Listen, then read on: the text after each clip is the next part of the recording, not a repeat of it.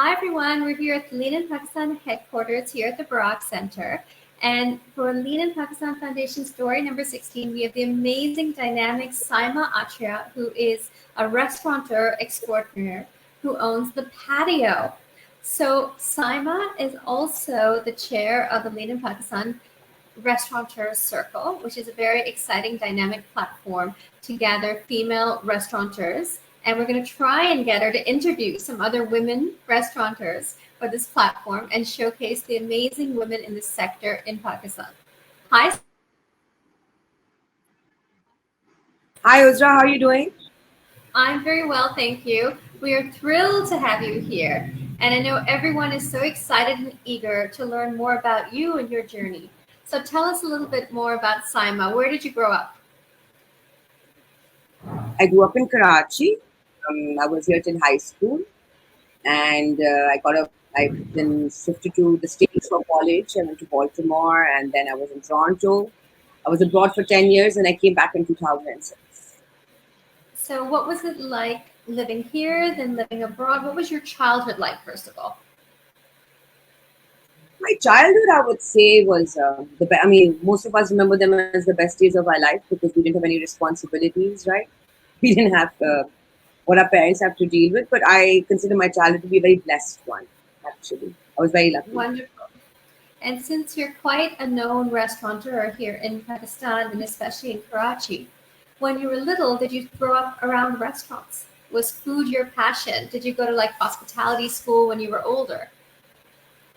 No, actually, this is all self-taught. My passion for food comes from my mother. Actually, she's a fab. I mean, my house, like I said, I was very blessed, but I had some of the best food. She's basically the head. She manages our entire menu and curates trains our staff. She's actually the curator of Patio's menu, and so that my exposure to food was primarily through my mother and my Okay. childhood. And I learned how to bake with her. I learned how to make. Used to always do something in the kitchen as a family activity. All of us children. So it started out with brownies and cakes and so on and so forth. But her forte is food, which is around 40 years of experience. So she claims I'm a And good cook, but I don't ever be as good as her. Yeah. wonderful. So your home was the home that everyone loved to come to get something yummy to eat. Basically, we would come back from our friends' houses for dinner because, well, we wanted to eat what she would make. And she would actually bait us into coming back home as teenagers by making things we liked. Because that was one way of us to come back. Otherwise, she used to tell us, I'm making this tonight, and we'd especially come back just for that. Yeah. Okay, So, fantastic. And in addition to being MD of the patio, you've also been responsible for its branding, the amazing look and feel of not just interiors, but the logo and all that part of it. well, yes, I used to, but basically a big background. I went to Fine Art College in Baltimore, and then I had a diploma in digital media. So both of those degrees I put to use in branding my mother's restaurant and compiling a social media presence for them.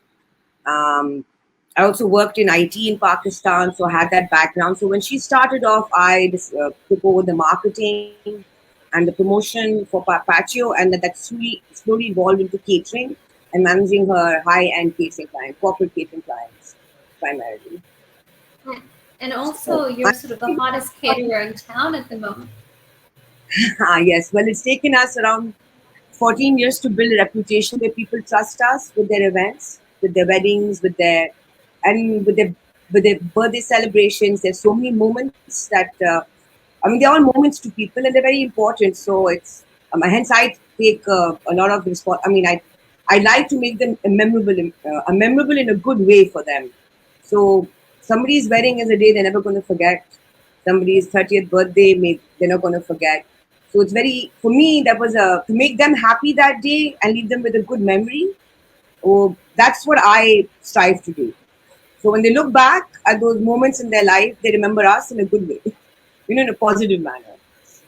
And to see Oh, the smile fantastic. on their face, and to take the worry of hosting away from them, and so they can enjoy that day actually. That's wonderful. And I meant that not only are you the hottest caterer in town right now, but that has to do a lot from not just your quality of work and your passion, but your sales skills. When you mentioned marketing and IT and so forth, you didn't mention that you're also incredible at sales. Well, I try. We all can only try. Uh, just if you can give me a moment, I need to put this on mute.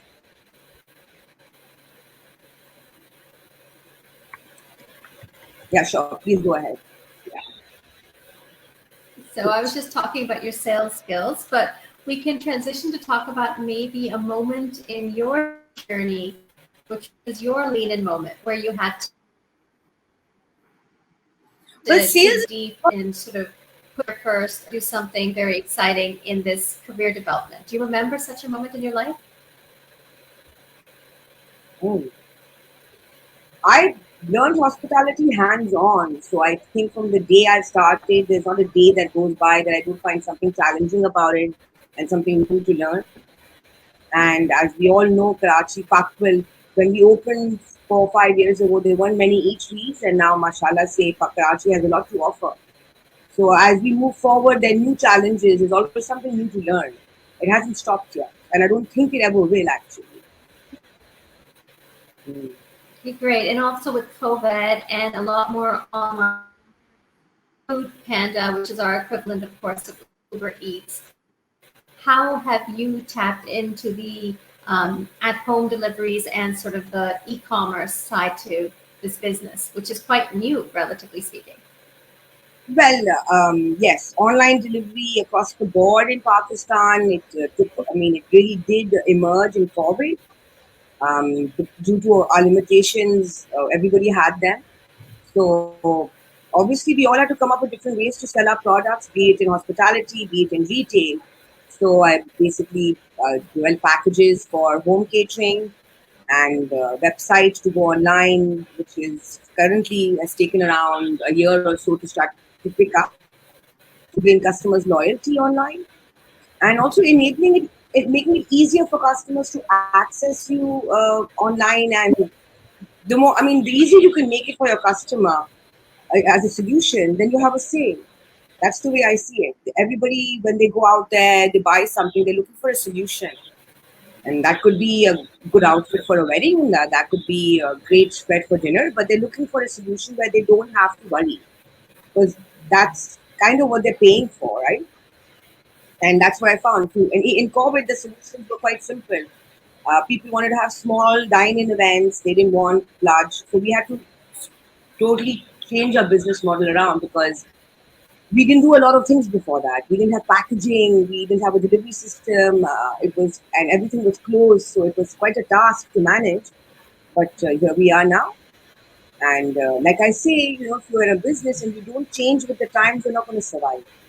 You have to learn to change with the times we live in. If any business is to survive, any 100-year-old business has seen lots of changes, and the ones that are around are the ones that have, evolved with the moment they're in. Yeah. Yeah, that's so true. And how do you do your own self-care? Because I know you're quite go, go, go, and you have a lot of work responsibilities. How do you take time out for you? Well, you have to take out at least. I mean, I started recently taking out an hour or so for my own physical health. I'm going to the gym. It's very important to have a very balanced life, which is your own health and friends as well. You can't just be a workaholic. I think that's kind of being unhealthy in my opinion. But self care is good friends and taking out at least an hour or two for your own self, which could be meditation, it could be the gym, it could be a walk, it could be a trip to the beach. But it's very important to give yourself that 1 day, 1 hour in a day. So you can just focus on yourself and not what is surrounding and whirling around you. And typically I do that in the morning before my day starts, actually. And you're a complete morning person, as I know very well. What time do you normally get up? I think I wake up around 5:30 in the morning. So you are a complete sunrise girl. Yes, I enjoy it. It's also I find it very tranquil. It's before the rest of everybody starts waking up, and I do sometimes that. I mean, I attend to a lot of my emails, a lot of my actual. Since I do manage catering, there's a lot of coordination, and that's what I tend to do in the morning before I actually go to the restaurant. Because over there, What then there's time? that daily management overtakes. I mean, I need to have a peace of mind to get those emails out, because once you walk into the restaurant, you don't get that. So one of the few reasons I wake up at 5:30. Also, it became a habit in COVID. Sleeping early, waking up early. It all started. I wouldn't say I was always like this, but there are lots of. So, Go ahead. Sorry. no, no, please continue. No. You go ahead. I can keep on talking. So, what time do you normally go to the restaurant? Well, now because of Ramzan, I should have been there by 11, and I oversee. Well, we just signed up with TCS Pakistan, so we have a couple of orders today. So after this meeting, I'll be rushing over there to organize our first lot going out. Um, I'm trying to get Patio more exposure online. So I was given this opportunity by them, and mashallah, see we're getting orders, and hopefully, I mean, that's basically. I should have been there an hour ago, 2 hours ago actually. And then I leave around curry time after I've set up everything. Then I leave it up to my staff, because you have to give them some responsibilities as well. And when you get up in the morning at 5:30, you do the emails and all. Do you also work out then, or meditate, or is there any other parts of your I routine? started doing yoga at home in Ramzan. Otherwise, I was earlier on going to had a class, a gym class. I used to go out at night, 10 in the morning. But it's been rescheduled. The timings didn't work in Ramzan, so now I've gotten a couple of YouTube sessions that it's a 1 hour at home, and it's easy because again, there's nobody around to disturb you at that point in time. And in your house, it's kind of hard to have those boundaries. In a class, it's easier. So that's why I do this in the morning, because after 10 o'clock, it's virtually impossible to be able to get that time. I have clients, they call for menus and Eid, and right now, as we're speaking, I'm getting inbox for lunch catering for Eid. And it goes on and on. And at this time, at least, I know at Sehri time also, we get inbox like crazy for people looking for the next meal, which is iftari. So you have to make boundaries, especially with social media and Instagram and WhatsApp. You need to know when to tune off. And as connected as we've become, it can be very intrusive as well. So I mean, even with your work, it's right on the palm of your hand, right? So I get inquiries all night actually for food, because that's when people are free. That's when they're online. That's when they're shopping, and you need to know when to call it a day and answer them in the morning. They can wait a couple of hours. Yeah. So when you get all these requests for, let's say, Eid lunch, what is your capacity? Like how many catering as Well, well as I mean, takeout? our, our capacity for catering is 400 people. Those orders, I mean, we've done around 400 to 500 people. Our dine-in capacity is around 60 people. So it really depends on what the customer wants, right? And we customize it based on their requirements. But the maximum we've done is 400 people. Okay, but then how many orders? Like, could 100 people ask you for iftari takeout? Not even catering, but just takeout boxes and things. And could you easily Yes, we deliver can. them? Yes, So we can. it's We unlimited, your can. number of sari or iftar takeout. We have basically, when they're pre-orders, we know like most people order a day in advance if they're gifting it to somebody or like that. So we have an advance notice, and then we do have our dining. We have a cutoff. We do run out of things, and we have because we don't like wastage. Because if you make too much, then you might be throwing it out. So sometimes we do lose an order or two, but it's too late for them. They're ordering too late. Everybody has the capacity, and we don't like wastage in our even in our iftari menu. We're not really offering a buffet because people waste a lot of food. Actually. So we have our capacity is 50 boxes a day, including our dining. And beyond that, I can't accommodate. I won't even attempt to because I might disappoint someone. No, it's very important because basically when you started the patio, it was all about dine-in. And the concept was that, if you're going to expand, you're going to have a different location, a second, a third, or maybe a different city. But the concept now of people doing online orders, even though you had some takeout, it's ballooned with the online orders now. And a lot of people do have instant gratification. So Well, they might order unfortunately, last minute. I won't. We don't qualify as a fast food eatery, so we are expensive. And if you're going online and people are looking for delivery from Food Panda and all, I won't say I'm as popular as say KFC or a burger establishment because they're a different segment entirely, right?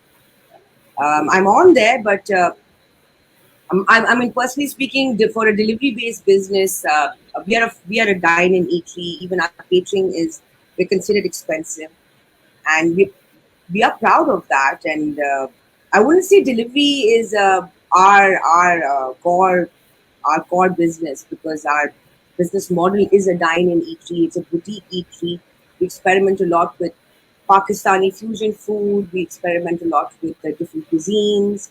So to actually honestly enjoy it, you have to come. People who order, they don't really get the same experience as a dine-in will be, and that goes for most places that are dine-in establishments. You can have the food in a box, but it's very different when you visit the establishment. You have service. We're offering you everything, right? Service, ambiance, and good food, and there's still a market for that. Delivery is not our strength. Catering is on our dine-in is so far. I'm working on it. Let's see how far we get. I started a sister brand actually in COVID to facilitate uh, basically a sister brand that was of a lower price value, was more vernacular to Pakistan. So it was desi food actually. And since a lot of people didn't have staff at home or cooks because of COVID or whatever reasons, I made packages for them to have good home cooked food, which is very different from Patio's a la carte. It was like michuka salan and tomato cut things people were craving for, but they couldn't get it.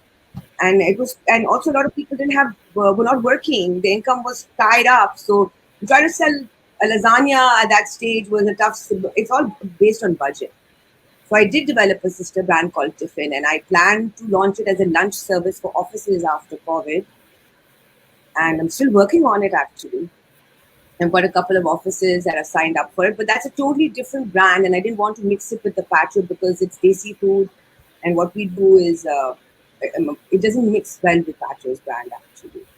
I mean, you can't have like how Banana Republic has Gap and Old Navy. They're all three brands in three tiers.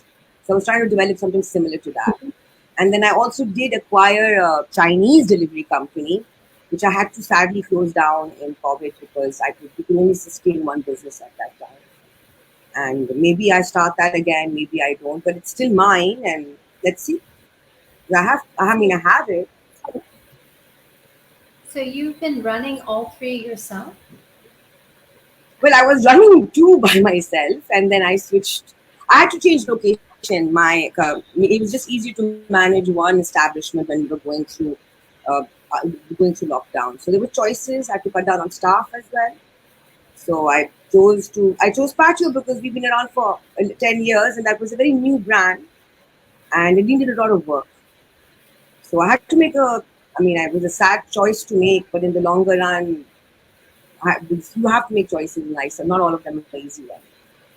Yeah. No, of course, but it's quite a clever idea to have a diffusion brand like the Old Navy you spoke about, which is more Well, affordable like I price said, than. what are people looking for? Like we started making. Okay, for example, Patio started making halwa puri in COVID because there were no thela walas, boys on the road, the pakwan walas selling it, and it sold like hotcakes because people were craving it. They wanted it. I mean, we were also very expensive as far as they were concerned, but then you see what they want as a solution, and if you provide that, you have a business. If you're going to start providing people with things they don't need, it's just really not a good idea. So the time over there, at that time, we had to come up with. Yeah, go on, sorry. No, no, please. No, I'm listening. No, I'm done. Go on. It wasn't more Okay. questions. I was just saying that one theme that's come up quite a bit is solution. And a business is dependent on coming up with solutions that are needed. Are your solutions your instincts as to what is needed, or do you actually do focus groups and so forth? Well, I mean, I kind of live on the food pages of Karachi, so you see people inquiring. I mean, if you read what people are writing, you'll find you can hear them, right? So, I mean, that's what I work by. And then, of course, there's sales data from our own end that we do an edit of our own menu, we do edits of what is selling, what is not selling as well. So some very creative ideas haven't worked in Pakistan, but maybe it's not the time for them in Pakistan. Is the way I think about them. Like in back in the day, if you were selling, for example, even 5 years ago, there was no trend for gluten free as such. The people weren't that health conscious. These are all changes that have taken place. And now, when you go to restaurants, you see them catering to those clients because there's a market for it, right? No, And absolutely. awareness also. And I wouldn't say, I mean, 10 years ago, Pakistan and the audience was very different. Our clients have become much more demanding of us. They are much more conscious of what they're eating and aware of it, and they want that now. And maybe the next version of Patio's menu, which we're planning on launching after Ramadan, will include those changes in it. Well, that's quite Yeah. exciting. Has there been any part of the shared sisterhood experience? As you know, Lean in Pakistan is so much about women supporting women. Yeah. And you, of course, very, very exciting. And we love having you here. Thank you so much for being a part of this. Thank you so much for having me. Bye. Mira?